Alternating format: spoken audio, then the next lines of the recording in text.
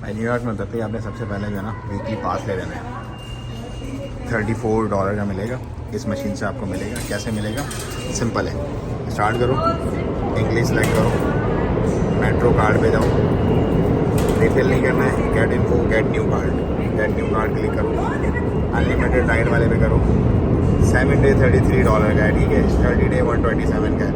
Express and बस ये किया हमने कलेक्ट। और इसके बाद हमारे पास कैश है। मेरा कार्ड यहाँ पे चल नहीं रहा तो हम इसको कैश करेंगे। अब वो यहाँ पे बता रहे हैं कि भाई आप ये पैसे दे दो, तो हम यहाँ पर ये पैसे एक दिया और दूसरा दे दिया, कैश गया, कार्ड आ गया बाहर और चेंज इसने यहाँ पर डाल दिया अपना सारा का सारा। कहता भाई उठा लो अपने पैसे और निकलो यहाँ से।